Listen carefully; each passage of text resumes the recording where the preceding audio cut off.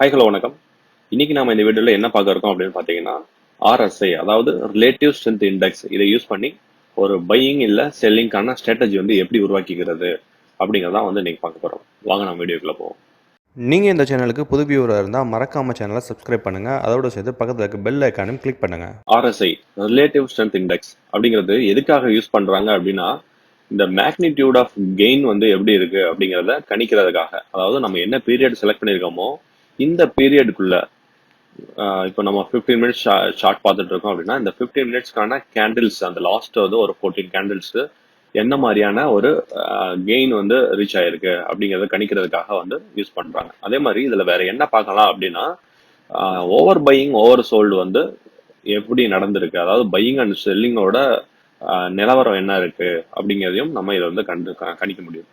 இப்போ அந்த gain, magnitude of gain வந்து நம்ம பாக்குறோம் அப்படின்னா அதை வச்சுட்டு நம்ம என்ன மாதிரியான டைரக்ஷன்ல வந்து பிரைஸ் வந்து மூவ் ஆயிட்டு இருக்கு அப்படிங்கிறதும் நம்மளுக்கு நல்லாவே தெரிய வரும். ட்ரெண்ட் வந்து என்ன மாதிரியான டைரக்ஷன்ல மூவ் ஆயிட்டு இருக்கு அப்படிங்கிறதும் நம்மளுக்கு தெரிய வரும். இந்த RSIயோட ஸ்கேலிங் பாத்தீங்க அப்படின்னா 0 to 100 இருக்கும். இந்த 0 to 100 அப்படிங்கிறப்போ நெகட்டிவ் இல்ல அப்படிங்கிறது நம்மளுக்கு ஒரு பிளஸ் ஆன ஒரு பாயிண்ட். அப்போ நம்ம சிம்பிளா 0 to 100க்குள்ள ஸ்கேலிங் வந்து கொடுத்துருக்காங்க. இந்த 0 to 100க்குள்ள இருக்க ஸ்கேலிங்ல ஒரு ரெண்டு இடத்த வந்து சேச்சுரேஷன் பாயிண்ட்ஸ் வந்து கொடுக்குறாங்க. இந்த ரெண்டு சேச்சுரேஷன் பாயிண்ட்ஸ் என்னென்ன அப்படின்னு பாத்தீங்க அப்படின்னா, ஒன்னு வந்துட்டு 30, இன்னொன்னு வந்து 70. இந்த 30ங்கிற சேச்சுரேஷன் பாயிண்ட் என்ன அப்படின்னா ஓவர் செல்லிங்கான ஒரு சேச்சுரேஷன் பாயிண்ட். அதே இந்த 70க்குரிய அந்த சேச்சுரேஷன் பாயிண்ட் என்ன அப்படின்னு பாத்தீங்கன்னா ஓவர் பையிங்கான சேச்சுரேஷன் பாயிண்ட்.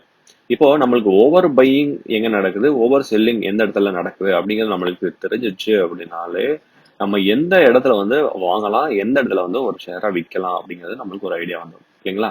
இப்போ நான் உங்களுக்கு சிம்பிளா ஒரு கிராஃப்ல வந்து காட்டுறேன். இப்போ நம்ம எடுத்துருக்கக்கூடிய கிராஃப் வந்து பாத்தீங்க அப்படின்னா ரொம்ப சிம்பிளான பேசிக்கான கிராஃப். வெறும் ஒரு எக்ஸ் ஆக்சிஸும் ஒரு ஒய் ஆக்சிஸும் வந்து இருக்கு. இதுல ஒய் ஆக்சிஸ்ல நம்ம என்ன எடுத்திருக்கோம் அப்படின்னா இந்த RSIயோட ஸ்கேல் நான் சொன்னேன் இல்லைங்களா, 0 to 100, அந்த ஸ்கேலிங் வந்து நம்ம பிளாட் பண்ணியிருக்கோம். இது எக்ஸ் ஆக்சிஸ் வந்து என்ன வரப்போகுது அப்படின்னா டைம் ஃப்ரேம். நம்ம வந்து ஒரு சார்ட் வந்து இப்போ 15 மினிட்ஸ்க்கு நம்ம பார்க்குறோம் அப்படின்னா 15 மினிட்ஸ்க்கு தகுந்தாப்புல வந்துட்டு எக்ஸ் ஆக்சிஸ் வந்து பிளாட் ஆகும்.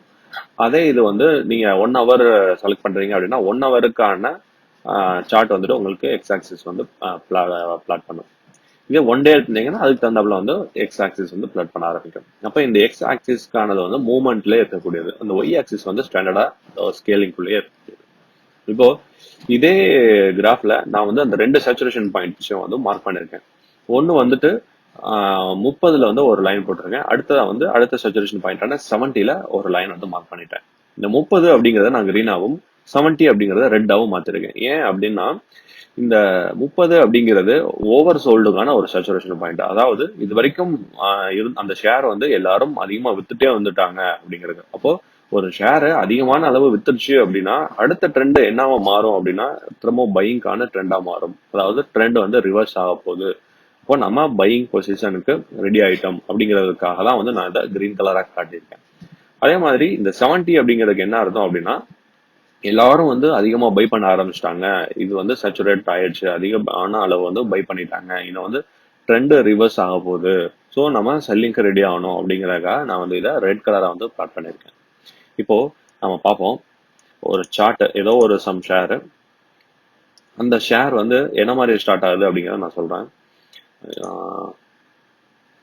ஏதோ ஒரு சம்வேர் ஸ்டார்ட் ஆகுது, 20ல இருந்து ஸ்டார்ட் ஆகுதுன்னு வச்சுக்கோங்களேன். 20ல இருந்து ஸ்டார்ட் ஆகி இந்த மாதிரி பிளாட் ஆகி மேலே போயிட்டே இருக்கு. இப்போ ஃபர்ஸ்ட் சேச்சுரேஷன் பாயிண்ட் இருக்கு இல்லைங்களா, அதை கிராஸ் பண்ணி இப்போ மேலே போயிட்டு இருக்கு. இந்த சேச்சுரேஷன் பாயிண்ட் தாண்டி இப்போ மேலே போயிட்டே இருக்கக்கூடிய இந்த ஷேர் பையிங் வந்து இப்போ எப்படி போயிட்டு இருக்கு அப்படின்னா அப்பர் ட்ரெண்ட்ல போயிட்டு இருக்கு. அதாவது புல்லிஷ் ட்ரெண்டா இருக்கு. எல்லாரும் வந்து பையிங் பண்ணிட்டு இருக்காங்க இந்த டயத்துல. இப்போ மேலே போயிட்டே இருக்கு, மேலே போயிட்டே இருக்கு, மேலே போயிட்டே இருக்கு. என்ன ஆகுது அப்படின்னு பாத்தீங்கன்னா அடுத்த சேச்சுரேஷன் பாயிண்டான இந்த 70, அதாவது ஓவர் பையிங்கான ஒரு லெவலை வந்து ரீச் ஆகுது. இந்த ஓவர் பையிங்க்கு அப்புறம் ட்ரெண்ட் கண்டிப்பா வந்து ரிவர்ஸ் ஆக போகுது. ட்ரெண்ட் ரிவர்ஸ் ஆக போகுது அப்படின்னா மேபி அது வந்து ஒரு ஹரிசாண்டல் இல்ல சைட்வே ட்ரெண்டாகவும் இருக்கலாம், இல்ல ஒரு டவுன் ட்ரெண்டாக கூட இருக்கலாம். இப்போ திரும்ப ரிவர்ஸ் ஆகுது, ரிவர்ஸ் ஆகி வந்துட்டு இருக்கு. என்ன ஆகுது அப்படின்னு பாத்தீங்கன்னா ஹரிசாண்டல் ட்ரெண்ட் அப்படின்னா இந்த மாதிரி வந்து பிளாட் வந்து மூவ் ஆயிட்டு இருக்கும். இந்த மாதிரி சும்மா இதுக்குள்ளேயே வந்து சின்ன சின்ன மாற்றங்கள் ஏற்றம் சின்ன சின்னதா வந்து ஆயிட்டு இருக்கும். இதே டவுன் ட்ரெண்ட் அப்படின்னா நம்ம டைரக்டா வந்து கீழே வந்து போயிட்டு இருக்கோம் பிளாட்ல. இப்போ இந்த மாதிரி டவுன் ட்ரெண்டா இருக்கும்போது போயிட்டு இருக்கக்கூடியது இப்போ என்ன ஆகுது அப்படின்னு பார்த்தீங்கன்னா அடுத்த சேச்சுரேஷன் பாயிண்ட் இருக்கு இல்லைங்களா, அந்த 30 அதை வந்து கிராஸ் பண்ணி கீழே போகுது. அப்போ அதுக்கு அர்த்தம் என்ன அப்படின்னு பார்த்தீங்கன்னா, இது வரைக்கும் வந்து எல்லாரும் வித்துட்டு இருந்தவங்க இதை வந்து அதிகப்படியான அளவு வித்துட்டாங்க, ட்ரெண்ட் வந்து இன்னும் ரிவர்ஸ் ஆகிறதுக்கான வாய்ப்பு இருக்கு அப்படின்னு சொல்லிட்டு காட்டுது. இந்த மாதிரி திரும்ப வந்து ரிட்டர்ன் மேலே போகுது. ஓகேவா? இப்போ பாருங்க, இதுல எந்த இடத்துல வந்து பை பண்ணணும் அப்படின்னு பார்த்தீங்கன்னா, நீங்க அந்த ஷேர் வந்து அந்த 30 அப்படின்றதுக்கான ஒரு சேச்சுரேஷன் பாயிண்ட் கிராஸ் பண்ணி மேலே போகும்போது, அதாவது இந்த இடம் எல்லாரும் அதிகப்படியா இப்பதான் வாங்க ஆரம்பிக்கிறாங்க, இந்த இடத்துல வந்து நீங்க பை பண்ணலாம். திரும்ப எந்த இடத்துல விற்கணும் அப்படின்னா, நீங்க இந்த இடத்துல வந்து விற்கணும். இந்த சேச்சுரேஷன் பாயிண்ட் இங்க 70 கிராஸ் ஆகுது இல்லைங்களா, இந்த இடம் வந்துட்டு உங்களுக்கு என்ன அப்படின்னா ஒரு சிக்னல் வந்து கொடுக்குது. நீங்க உங்க சேச்சுரேஷன் பாயிண்ட்டை ரீச் ஆயிட்டீங்க, அதாவது எல்லாரும் வந்து பையிங் பொசிஷனை அதிகமா வந்து வாங்கிட்டாங்க, இன்னும் வந்து ட்ரெண்ட் ரிவர்ஸ் ஆக போகுது அப்படிங்கறதுக்கான சிக்னல் வந்து இந்த இடத்துல கொடுக்குது. நீங்க எது வரைக்கும் வெயிட் பண்ணி பார்க்கலாம் அப்படின்னா, மேல போயிட்டு திரும்ப ரிட்டர்ன் வந்து அந்த இதை கிராஸ் ஆகும் இல்லைங்களா 70ங்கிற சேச்சுரேஷன் பாயிண்ட், அந்த இடத்துல வந்து நீங்க கண்டிப்பாக வந்து உங்க ஷேரை சேல் பண்ணிடணும். அப்படின்னா வந்து நீங்க ப்ராஃபிட் எடுக்க முடியும். இல்லை அப்படின்னா அது வந்து லோ ஆயிரும் உங்க ப்ராஃபிட். இல்ல மேபி திரும்ப வந்து பழைய நீங்க ஓபன் பண்ண பொசிஷனுக்கே வரலாம், இல்லை இன்னும் நெகட்டிவா போறதுக்கான வாய்ப்பும் இருக்கு.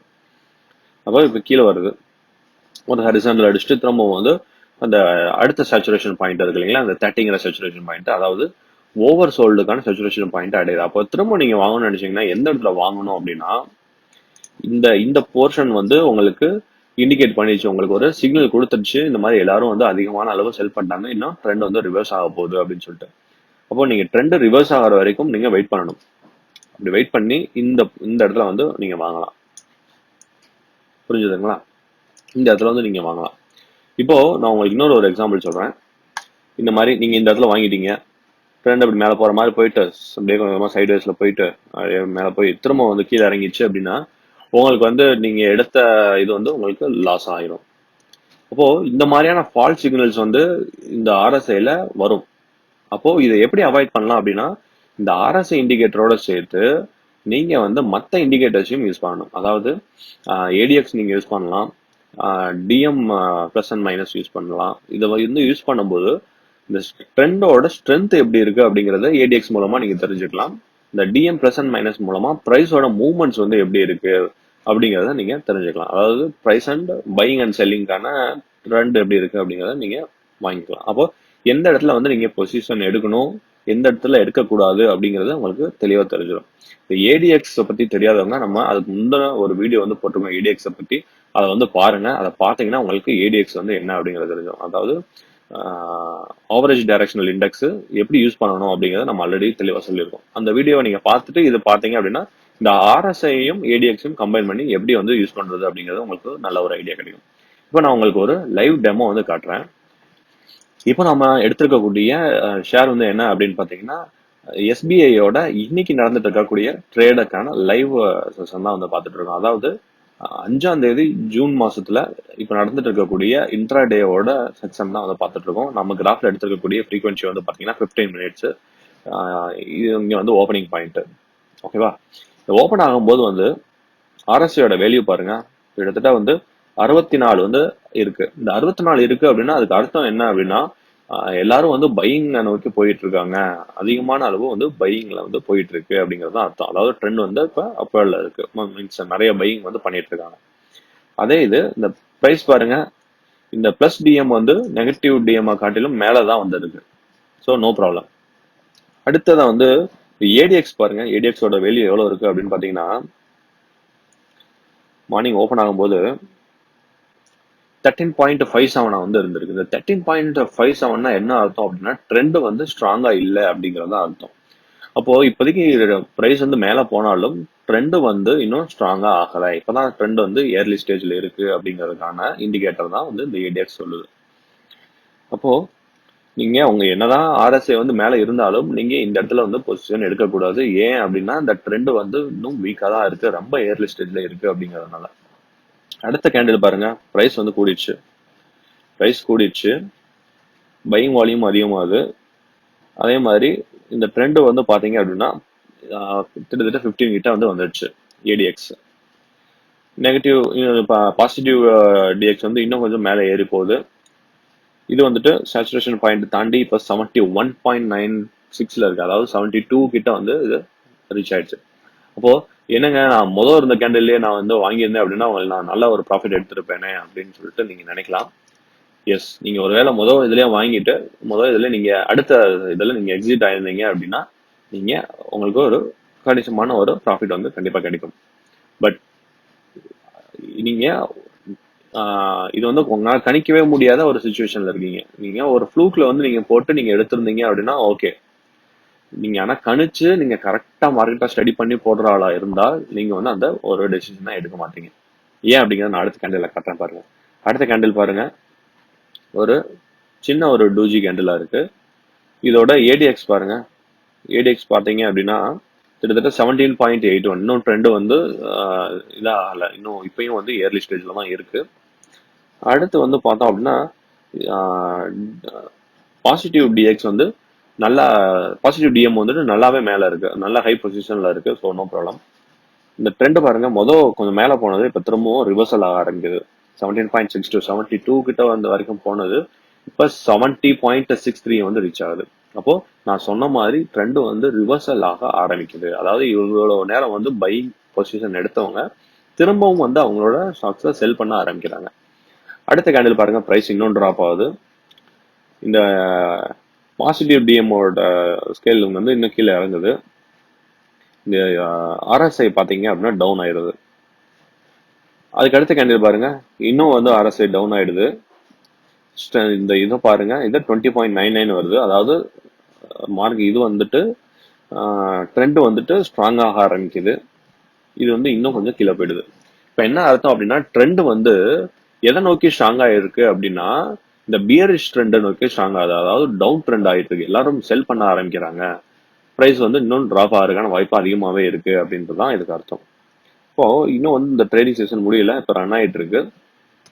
அப்போ நம்ம நீங்க சொன்ன மாதிரி ஒரு தப்பான ஒரு இடத்துல வந்து பொசிஷன் எடுத்திருந்தோம் அப்படின்னா நம்மளுக்கு கண்டிப்பான ஒரு லாஸ் வந்து சந்திக்கிற நிலைமை வந்து ஆயிருக்கும். அதை அவாய்ட் பண்றதுக்காக தான் வந்து இந்த ஆர்எஸ்ஐ இண்டிகேட்டர் வந்து நம்ம யூஸ் பண்ணலாம். இந்த ஆர்எஸ்ஐயோடு சேர்ந்து மற்ற இண்டிகேட்டர்ஸையும் நீங்க யூஸ் பண்ணீங்க அப்படின்னா உங்களுக்கு வந்து ஒரு அக்யூரசி கிடைக்கும். இந்த ஃபால்ஸான சிக்னல்ஸை நீங்க அவாய்ட் பண்ண முடியும். இப்போ நம்ம இன்னைக்கு வீடியோல பார்த்தா இந்த ஆர்எஸ்ஐ உங்களுக்கு ரொம்ப தெளிவா புரிஞ்சிருக்கும் அப்படின்னு நான் நம்புறேன். உங்களுக்கு இதுல எந்த விதமான டவுட் இருந்தாலும் நீங்க தாராளமா கமெண்ட் செக்ஷன்ல கமெண்ட் பண்ணுங்க. உங்களோட கமெண்ட்ஸ் எல்லாமே வந்து கண்டிப்பா ரிப்ளை செய்யப்படும்.